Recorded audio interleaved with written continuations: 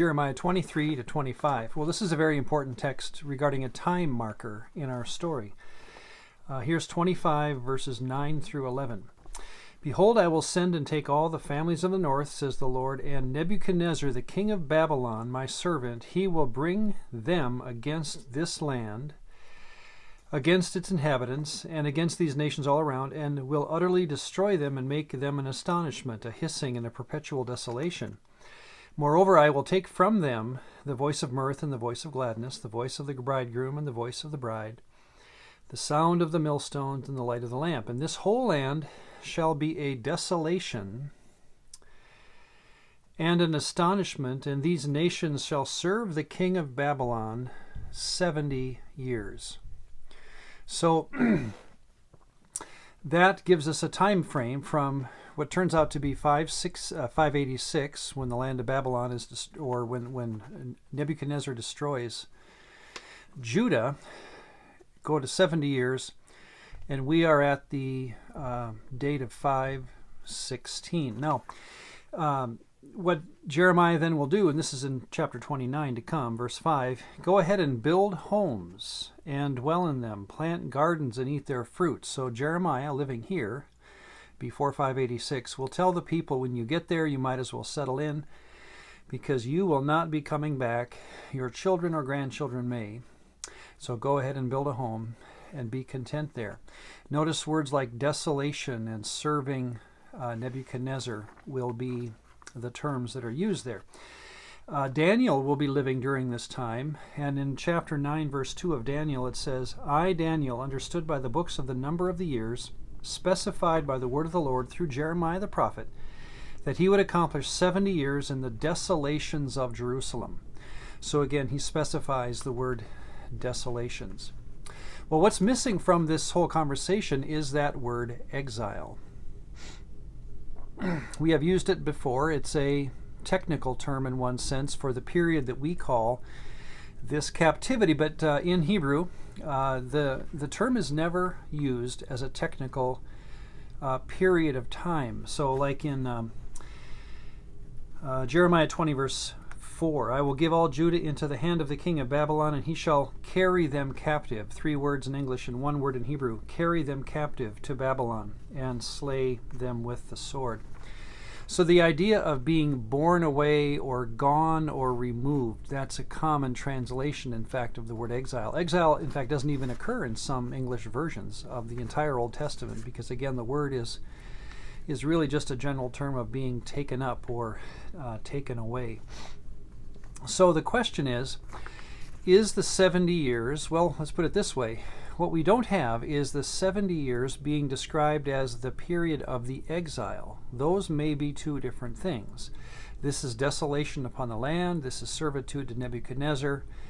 But now let's talk about this, because what we have, of course, at the end of 70 years, we'll have the return to Jerusalem. We'll have the end of the servitude to Babylon. In fact, it says that Nebuchadnezzar will be punished at the end of those 70 years. But how will we know when the exile ends? That's a different question, and in fact it may continue for a lot longer than 70 years. This is Jeremiah 23:3. But I will gather my remnant of my flock out of all the countries. There's that word remnant again. Where I have driven them, and bring them back to their folds, and they shall be fruitful. Well, if there's anything that's accurate about 516, Jews knew they did not become fruitful. And we'll talk about Ezra, Nehemiah, and so forth when we get there. But notice that God has a promise that's running concurrently with the end of the 70 years. We also have another promise that God will gather his remnant from all corners of the earth, and they will be fruitful. What I'd recommend that we do now is we wait for Jeremiah 30, chapters 30 through 33, which we're coming to.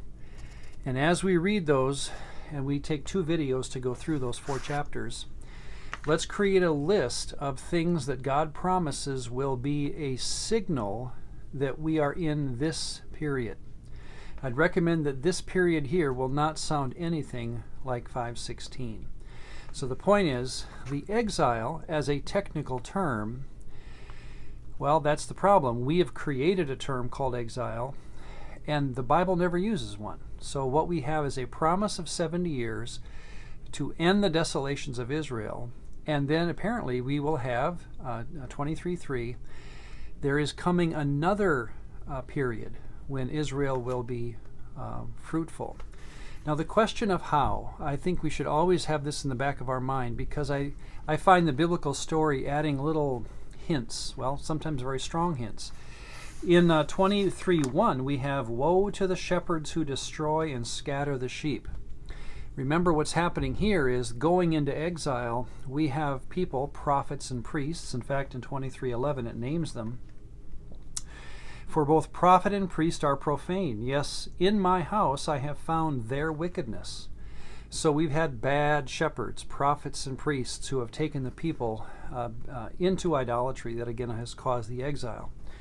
It's interesting that Jesus never plays up the issue. He could have. In the plan of God, when you think about it, Jesus to come will never play up the word prophet. He'll never play up the word priest. In fact, he's not even born of the tribe of Levi, so he couldn't have been a priest. But what he does play up is found in Jeremiah 23:5. "Behold, the days are coming." This, I think, shows how it's not the same as the 70 years.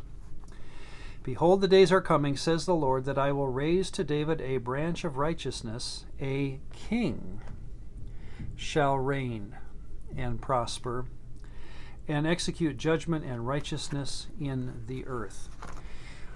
What's the best form of government?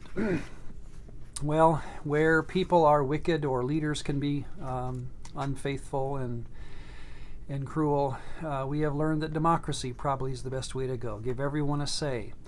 But God's estimation of the best form of government, of course, has always been a benevolent monarchy. And what we have in Jeremiah is a promise that in the end, God will run the perfect government through a coming king.